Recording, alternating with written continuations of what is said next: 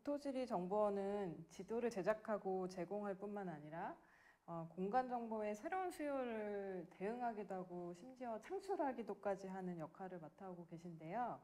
국토를 조사 기록하고 그것이 국민들의 정보 인프라가 돼서 다양한 산업에서 활용되는 전 과정을 지원하는 것으로 느껴졌습니다. 현재 국토정보지리원의 가장 중요한 미션이 무엇일지, 그리고 혹시 시대의 패러다임에 맞춰서 가장 좀 더 중요해지고 있는 분야가 있다면 무엇인지 설명해 주실 수 있을까요?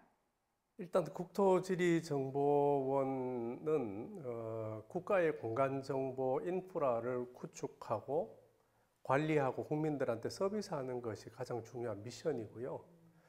여기서 국가 공간정보 인프라라고 하는 것은 국가 기준점과 같은 위치 기준, 그 다음에 지형도나 수치 지도와 같은 국가 기본도, 그리고 우리나라 지명, 영상 정보, 영상 정보라고 하면 항공 사진이나 위성 영상이나 드론 영상 이런 걸 전부 영상 정보라고 하는데, 그리고 3차원 지형 정보 이런 것들을 국가 차원에서 구축하고 관리 갱신하고 국민들한테 서비스하는 게 가장 중요한 미션이고요. 뭐 거기다가 붙여서 비전이라고 하면 언제 어디서나 국민이 가장 편리하게 사용할 수 있는 공간 정보를 제공한다, 이렇게 되어 있습니다. 공간 정보를 취득, 가공, 유통하는 전 과정이 이제 기술의 변화나 제도의 변화 등으로 이제 계속 변화가 진행이 되어 왔을 텐데요. 그 중에 원장님이 보시기에 가장 중요한 변화가 어떤 것이었으며 어떤 시점이었다고 보시나요? 요즘 들어와서 잘 아시겠지만 자율주행 자동차, 그 다음에 드론도 무인 비행체가 되잖아요. 그리고 요즘에는 농기계도 자율적으로 움직이고요. 또 군에서도 이 자율적으로 움직이는 그런 탱크나 뭐 여러 가지 무기 체계도 가지고 있고, 이러다 보니까 점점 더 정확하고 정밀한 공간 정보를 필요로 하는 거죠. 옛날에 예를 들면 뭐 위치 정보가 한 1m급 또는 2m급이었다고 하면 지금은 센치급. 그 다음에 정밀 도로 지도 같은 경우에는 자동차의 차선폭 같은 걸 감안해서 25cm 정도의 정밀도를 가진 것을 필요로 하기 때문에 과거보다는 더 정확하고 정밀한 공간 정보가 필요하다, 이렇게 말씀드릴 수가 있고, 그 다음에는 요즘 잘 아시지만 디지털 트윈이라고 하잖아요. 그 디지털 트윈이라는 거는 이 현실 세계하고 똑같은 형태로 가상 공간을 만들기 때문에 2D보다는 3D, 3차원, 그리고 이게 디지털 트윈이 되기 위해서는 현실에 있는 객체와 가상 공간에 있는 객체가 1대1로 매칭이 되기 때문에 객체 간 1대1 매칭 관계, 그 다음에 보다 현실적이니까 리얼 루킹, 그 다음에 실시간으로 데이터가 업데이트되고 갱신되는 리얼 타임, 이런 식의 그 공간 정보의 패러다임이 변화되고 있다고 보여집니다. 공간 정보는 예전에는 정말 극소수의 전문가들만 볼 수 있었던 이제 고급 정보였던 시절이 있었죠. 그래서 지금은 이제 누구나 일상에서 빼놓을 수 없는 그런 정보가 되었는데요. 또 정보화 시대를 맞이해서 이제 정보를 소비하는 것뿐만 아니라 이제 생산하는 것도 이제 누구나 참여할 수 있는 그런 개방형 생태계가 이제 형성되고 있습니다. 이제 제 생각에는 이제 그럴수록 더욱 근간이 되는 그 인프라의 기준이나 표준이 더 중요해질 것 같다는 생각도 드는데요. 원장님께서 생각하시는 이런 공간 정보의 개방성과 확장성이 이제 국토 공간 정보 정책 방향에 어떤 그 지향점을 가질지 궁금합니다. 말씀하신 대로 과거에는 공간 정보를 생산하는 사람과 사용하는 사람이 분리되어 있었다고 하면, 지금은 이제 생산자이면서도 사용자인 프로슈머 시대가 됐다, 이렇게 얘기를 하죠. 그리고 또 이 공간 정보라는 것이 옛날에는 그냥 주어진 조건으로 사용이 됐다고 하면, 지금은 사용자의 요구에 맞춰서 이게 다 변화되고 있고요. 이런 것들을 종합적으로 볼 때 제 개인적으로 설정한 이 앞으로 공간정보의 정책 방향은 이 한자로 하게 되면 이 불변, 응만변. 이게 무슨 뜻이냐면 불변의 가치로 만 가지의 변화에 대응한다 이런 의미거든요. 아마존의 베조스 회장이 이런 얘기를 했죠. 앞으로의 기술이나 환경 이런 것들이 무지하게 많이 변하는데 어떻게 거기에 변화에 다 맞춰갈 것인가에 대해서 질문을 하는데 나는 변하지 않는 것에 변하지 않는 가치에 집중적으로 투자를 할 것이다 이렇게 얘기했거든요. 그래서 그 아마존의 베조스 회장님이 생각했던 것은 상품에 대한 고객의 가치는 뭐냐면 싼 가격에 빠른 배송에 그리고 매우 다양한 상품을 공급하는 것이 어떤 형태로든 변하지 않는 가치다. 나는 거기에 투자를 한다. 이렇게 얘기했단 말이에요. 그래서 제가 볼 때도 공간정보도 모든 조건을 만족시켜 줄 수 있는 공간정보는 없어요. 그렇지만 공간정보가 가지는 가장 변하지 않는 가치가 있어요. 정확하고 정밀하고 그리고 빠르게 갱신되고 사용하기 편리하고 이 아무리 세상이 바뀌어도 변하지 않는 이 가치를 중심으로 공간 정보가 이 발전이 돼야 된다고 보고요.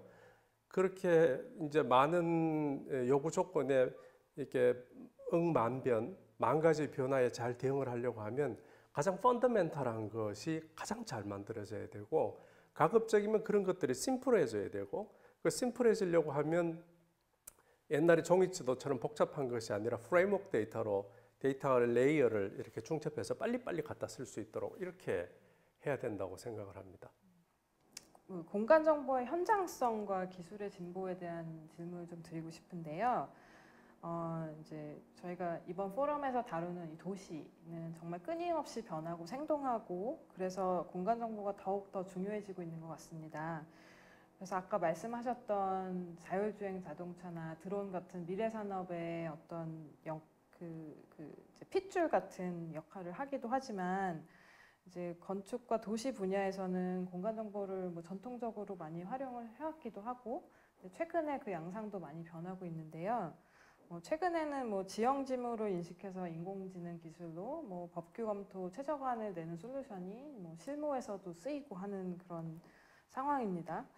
그래서 이제 다양한 분야에서 진보적인 기술로 공간 정보를 가공하고 생산하게 되는데 이제 공공재로서 공간 정보의 역할이 어떤 현장에서 어떤 중요도를 가질지 그리고 그래서 이제 최근에 어떤 수요가 좀 감지가 되셨거나 아니면 수요 기반한 신사업을 이제 계획하시고 계신 게 있는지 궁금합니다. 공간 정보의 현장성을 제가 어떻게 이해를 해야 할지 잘 모르긴 하지만 공간 정보를 공공재라고 말씀을 하셨잖아요. 이 공공재로서의 공간 정보의 역할이 정말 표현 자체가 너무나 정확했어요. 공공재.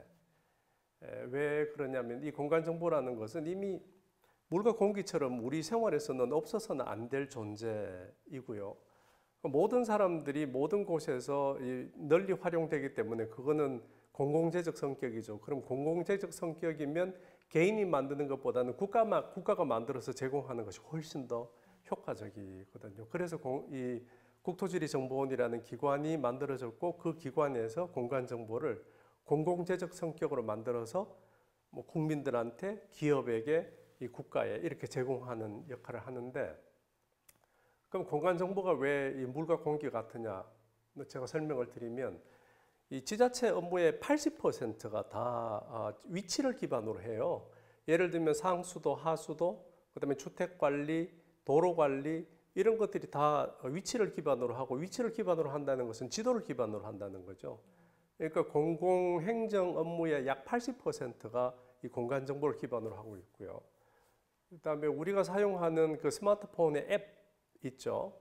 그 앱의 약 70%가 위치를 기반으로 해요. 서비스를. 그렇다고 하면 이건 이미 우리 생활 속에 너무나 깊이 들어와서 우리가 인지하지 못하고 있는 정도의 중요한 공공재죠. 그리고 이 공간 정보가 현장에서 어떤 역할을 하냐면 아마 우리가 이 여행을 갈 때도 그렇지만 지도 같은 걸 펼쳐놓고 어떻게 움직일까에 대한 걸 하잖아요. 그다음에 산불이 났을 때는 지도 위에다가 산불의 발화 지점과 움직이는 그 불이 번져 나가는 위치를 보면 인사이트를 얻잖아요. 어디에 가서 막아야 되고 어디에서 어떻게 이쪽에 있는 집들은 빨리 이주를 시켜야 되고 이렇게. 그래서 그 공간 정보를 기반으로 하는 어떤 분석의 결과나 패턴들을 보면은 거기에서 인사이트가 나와요. 그리고 의사결정을 할 수 있고 이게 대단히 직관적이에요. 숫자로 하게 되는 것보다는 어떤 공간적으로 판단을 하게 되면 굉장히 직관적으로 전략적으로 이렇게 할 수가 있고 최근에는 그 빅데이터 어마어마하게 많은 데이터들이 많이 나오지만 그 데이터들을 각각 놓고 쓰는 것이 아니라 우리는 그 데이터를 다 모아가지고 중첩해서 어떤 인사이트를 얻게 되잖아요. 뭘로 통합할 거냐? 그 엄청난 데이터들을 뭘로 통합할 거냐? 결국은 두 가지로 통합이 돼요. 시간으로 통합하는 것과 위치로 통합할 수밖에 없어요.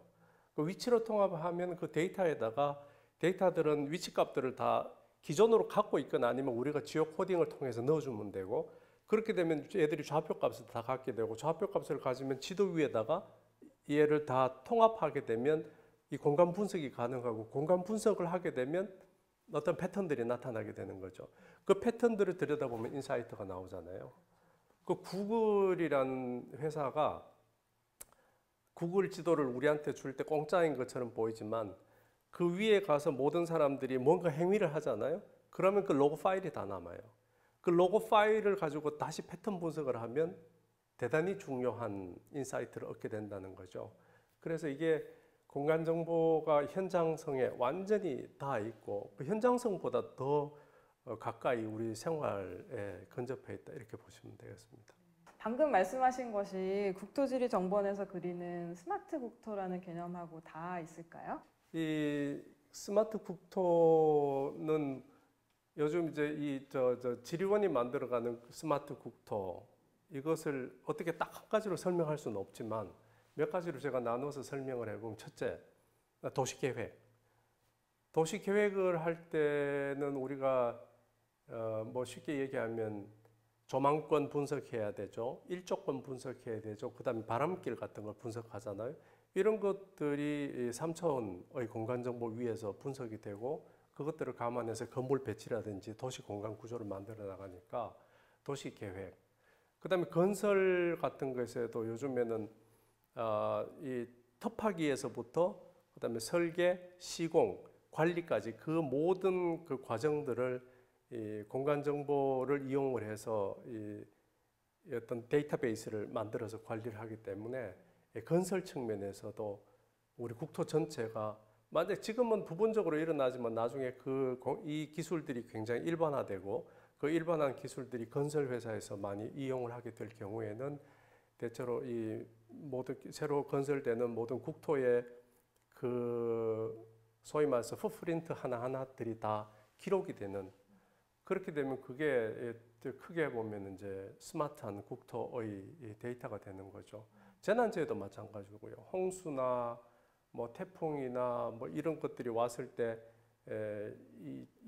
어떻게 시뮬레이션해서 그 방향성을 잡고 어떻게 대응을 하고 나중에 피해를 입었을 때 어떻게 복구할 것인가 이런 것들이 다 스마트한 국토의 개념 위에서 이루어지지 않겠나. 그리고 가장 최근에는 스마트 시티의 플랫폼이 뭘로 플랫폼을 할 거냐. 도시라는 여러 가지 복잡한 상황들을 하나의 플랫폼 위에서 어떤 현상이나 패턴들을 모니터링하고 그다음에 시뮬레이션하고 할 때 그때 사용할 수 있는 가장 좋은 것이 공간 정보 기반의 스마트 시티 디지털 플랫폼. 아마 버추얼 싱가포르 같은 걸 통해서 이미 실험이 되고 검증이 된 사항들입니다. 그렇게 보면 지리원이 추구해 나가고 있는 스마트 국토의 개념들이 대충 조금 설명이 되겠죠. 자, 다음은 이제 이번 그 포럼에서 이제 다루는 아카이브에 대한 이제 질문들이에요. 그래서 아카이브 액티브라는 영문 포럼명을 지었었는데 이제 1960년에 국토지리원이 이제 설립된 이후 지금까지 이제 시대와 기술이 계속 변화하고 있지만 꾸준히 국토 공간을 조사하고 기록해 오셨습니다. 정말 방대한 정보량일 것 같은데 공간 정보의 이제 플랫폼을 최근 더 표방하면서 이제 공공 아카이브로서의 역할도 수행하고 있다고 이제 여겨지는데요. 국민의 한 사람으로서. 그래서 아마 원내에 뭐 대용량 서버나 뭐 자료 보관소, 뭐 혹은 지도 박물관이 있는 것도 보고 왔는데 이제 그런 전통적인 의미로 이제 기록물을 이렇게 수장하는 장치도 있겠지만 최근 정보가 디지털화되면서 시도하고 있는 아카이빙의 어떤 시도들이 있을까요? 기본적으로 이제 아날로그에서 디지털로 넘어오면서 자료를 저장하는 공간들도 작아지고 컴팩트해지고 엄청나게 많은 자료들을 저장할 수 있으니까 사실 국토지리정보원에서 하는 모든 행위가 국토에 관련된 지금 이 순간이 바로 지나면 과거가 되는 것이고요. 이것들을 다 기록하는 겁니다. 예를 들면 항공사진, 매년 전국의 항공사진을 다 찍는데 항공사진은 찍는 그 당시 그 년도에 대한민국 전체의 정보를 기록하는 겁니다. 그죠? 그렇게 해서 뭐 쉽게 말씀드리면 1960년대부터 지금까지 항공사진들이 다 아카이빙 돼 있고요. 그러면 지금 그 국토지리정보원의 국토정보 플랫폼에 들어와서 어느 지역을 딱 검색을 한 다음에 그 지역에서 항공사진으로 딱 넘어가면 항공사진이 1960년대부터 2021년까지 쭉 이렇게 나열이 돼 있고 그것을 누르면은 그 위치에 대한 항공사진들이 계속 나와요. 예를 들면 우리가 도시나 어떤 특정 장소에 대한 변화를 본다고 할 때 그것보다 더 좋은 게 없어요. 그래서 항공사진이 가장 아카이빙으로서는 가장 좋다고 보여지고 그렇게 많이 하고 있고 그 다음에 이제 항공사진을 이용해서 수치 지형도를 만드는 것도 물론 아카이빙이 되고 그다음에 북한 지역 같은 경우도 북한 지역 같은 경우는 우리가 항공기가 아니니까 갈 수 없으니까 위성 영상을 가지고 지금 우리 지리원 홈페이지에 들어오시면 1990년, 2000년, 2010년 3개 연도의 동일한 위치에 대한 위성 영상을 북한 지역에서는 볼 수가 있고요. 그 다음에 또 아주 특이한 것은 고지도입니다. 고지도. 서울대학교 규장각에 있는 그 고지도, 뭐 예를 들면 뭐 대동여 지도 같은 이런 고지도를 우리가 받아서 그것을 아카이빙을 한 다음에 위치를 다 잡아서 올렸어요. 전국을 통판으로. 그러면 현재의 인터넷 지도의 위치에서 고지도를 바로 풀어낼 수가 있고요. 이것을 화면 양분을 해서 똑같은 위치에서 이렇게 움직이면서 볼 수 있어요. 그러니까 너무 재밌잖아요. 이런 식으로 현재에서 과거를 불러내고 과거와 현재를 서로 비교해보는 이런 아카이빙. 지금으로서는 이런 정도인데 좀 더 많이 하고 싶어요. 규장각 얘기도 해주셨는데 이럴수록 점점 그 다른 부처의 자료 컬렉션이나 이제 아니면 여타 다른 그 아카이브와의 연계하는 그런 협력이 굉장히 중요하게 생각되는데 그런 시도가 또 있으셨는지 궁금합니다. 지금 현재로서는 우리 국토지리정보원이 만든 데이터를 이제 전체를 아카이빙 해놓은 게 사실 대부분이고요. 최근 들어와서 이제 국민들의 편의를 도모하기 위해서 뭐 서울에 있는 항공사진은 서울시에 가야 되고 인천에 있는 항공사진은 인천시에 또 들어가야 되고 이렇게 하면 국민들이 되게 불편하잖아요. 그래서 우리가 협조가 되는 그런 지방자치단체의 그 항공사진을 다 우리가 한꺼번에 모아다가 국토지리정보원에서만 들어오면 다 이렇게 볼 수 있도록 지금 이제 지자체하고 그런 항공사진 제공 및 서비스 연계 사업을 하고 있고요. 그다음에 이제 아까 말씀드린 대로 서울대 규장각에서 고지도를 같이 하고 있고 앞으로 좀 더 그런 영역들을 좀 키워갈까 싶은데 현재로서는 그 정도입니다. 말씀해주신 것처럼 이런 과거에 있었던 자료들이 이제 새로운 정보 체계를 만나서 이제 그동안 보지 못했던 관점, 또 아까 말씀하셨던 그런 인사이트들이 생기는 고 이제 재해석되고 또 새로운 정보 수요처가 이제 생겨나기도 합니다. 그래서 이번 포럼에서 소개됐던 이제 건축 자산이라는 새로운 체계로 살펴본 구로공단 G밸리의 이제 공장 단지나 세운상과 을지로 청계천 일대에 숨겨진 도시 조직들, 그러니까 3D 스캔을 통해서 이렇게 발굴해낸 그런 도시 조직들은 앞으로 이제 새로운 자기만의 이제 정보 체계를 구축할 텐데요. 이런 새로운 정보 체계들을 어떻게 그런 국토 정보와 같은 큰 인프라에 이제 이렇게 연결해서 볼 수 있으며 포용할 수 있을지 여쭙고 싶습니다. 저는 이제 이 국토지리정보원에 있다 보니까 굉장히 그 국토 거시적이잖아요.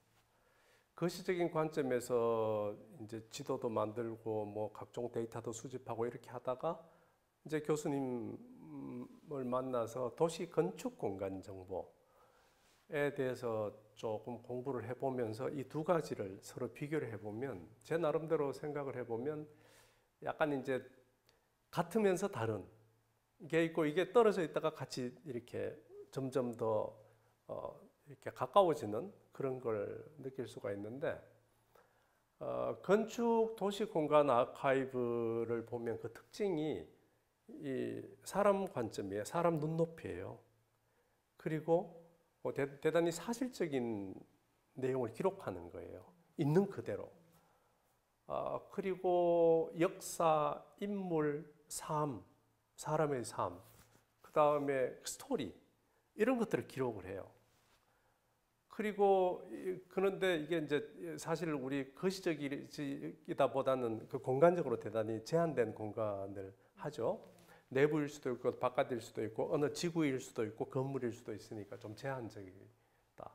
특정 장소, 미시적이다 이렇게 이제 보여지는데 이거하고 지금 국토지리정보원에서 하고 있는 국가공간정보하고 두 개를 이제 비교하면서 국가공간정보의 특징을 보면 국가공간정보의 관점은 버드아이예요. 이 밑에서 사람이 이걸 벽을 보는 정도가 아니라 이렇게 하늘을 날면서 위에서 이렇게 내려다보는 거죠. 항공사진으로 전체를 찍고 기록하잖아요. 그러니까 버드아이의 관점이고 그리고 그 지도를 만들다 보니까 이 전체를 이렇게 다 기록을 하는 항공사진도 있지만 지도를 만들다 보니까 주로 거기 있는 객체들을 기호화하거나 모델링으로 나타내요. 그죠?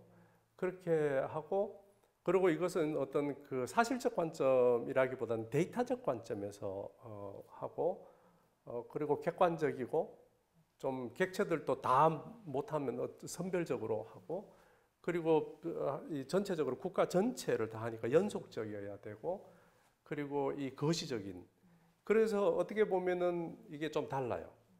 다른데 이 거시적이고 미시적인 요 두 개의 영역들이 지금은 이렇게 좁아지고 있다. 이제 같이 밀접해지고 있다라는 생각이 드는 게 왜 그러냐면 이게 데이터를 기록하는 기술, 장비, 이 기기들이 점점 비슷해져 가고 있어요. 그래서 그 대표적인 예가 저는 라이다라고 생각을 하는데 라이다 펄스로 이 기록하는 것들이 많아지다 보니까 우리도 거시적인 관점에서도 비행기에다 라이다 기기를 싣고 이렇게 정밀하게 지도를 지구를 관측하고 지형을 관측하고 있는데 이런 어떤 실내 공간 내에서도 라이다를 이용해서 굉장히 정밀하게 하잖아요. 그리고 이 기기들이 데이터를 기록하면서 그 위치를 정확하게 기록을 해요. 옛날에는 뭐 그렇지 못한 점이 많은데 그러다 보니까 얘네들을 통합하기가 너무너무 쉬워지는 거예요. 그래서 아마 과거에 굉장히 좀 간극이 많이 있었다고 하면 이제는 그런 어떤 디지털화돼 있고 위치 정보가 대단히 정확하고 어떤 기록하는 매체나 이런 관측하는 기기나 이런 것들이 굉장히 유사해지면서 두 개가 굉장히 융합하고 통합할 수 있는 환경으로 가고 있다 이렇게 보여집니다. 그리고 이제 이 국토정보적 관점에서 보면 이 건축도시의 공간정보는 하나의 세포나 일부분이 되니까 얘를 포용할 수가 있죠. 어느 한 부분으로 기록을 할 수가 있고 만약에 그게 기록이 된다고 하면 아까 제가 말씀드린 고지도처럼 지금은 인터넷 지도에서도 그 삶이 있는 스토리가 있는 그 공간들을 들여다볼 수 있는 대단히 좋은 환경이 될 수가 있어서 제가 생각할 때는 지금 국토지리정보원에서 하고 있는 플랫폼에다가 이 건축 도시 공간의 정보를 이렇게 올리게 되면 아마 거시적인 관점에서의 공간 정보와 굉장히 미시적인 관점에서의 공간 정보를 이 사용자 입장에서는 굉장히 한꺼번에 볼 수 있으니까 좋고요. 또 부분적으로 되어 있는 것들이나 이렇게 흩어져 있거나 산재되어 있는 것들을 이 지속 가능하게 관리하기가 되게 힘들어요. 그런 경우에는 이 국가라는 기구가 되게 좋거든요.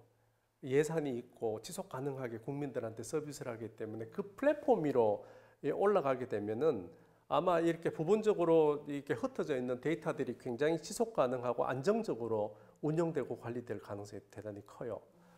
그리고 지금은 그런 환경들이 가능하기 때문에 앞으로는 부분적으로 이 작업이 되고 만들어져 있는 데이터를 하더라도 국가적 거시적인 쪽하고 잘 협의를 해서 그 데이터들이 그쪽으로 올라가게 하고 좀 더 나아간다고 하면 지금은 아마 각각의 데이터 표준이나 이런 것들이 있을 텐데 그런 것들이 나중에 통합적으로 활용하는 것을 염두에 두고 만든다고 하면 또 그보다 하나 진일보된 형태의 데이터 형태나 포맷들이 나올 수 있을 테니까 그렇게 한다고 하면 대단히 좋지 않겠나 이런 생각이 들고 제가 국토지리정보원에 있으니까 글쎄요 바라건대 시범적으로라도 여기서 작업한 그런 어떤 미시적인 데이터들을 우리 국토정보 플랫폼의 거시적인 그 데이터 플랫폼에다가 한번 올려서 한번 실험적 테스트를 해보면 어떨까? 너무 예. 좋을 것 같은데요. 글쎄요, 네. 그걸 사용하거나 국민들 입장에서 너무너무 좋겠죠. 네. 오늘 이렇게 기대에 찬 그 결론까지 내주셔서 너무 감사드리고요. 네. 오늘 말씀을 조금 더 다듬어서 저희 그 포럼의 토론과 이제 더 끝맺음을 하는데 잘 활용하도록 하겠습니다. 예, 저도 덕분에 그냥 이렇게 지리정보 관점 또는 뭐 이 지도 제작 거시적인 관점에서만 보다가 이런 도시 건축의 이런 공간을 기록하는 사실을 알게 되고 이 두 개를 융합할 수 있는 이 방법을 찾고 또 공부할 수 있는 좋은 계기가 돼서 감사합니다. 네, 고맙습니다.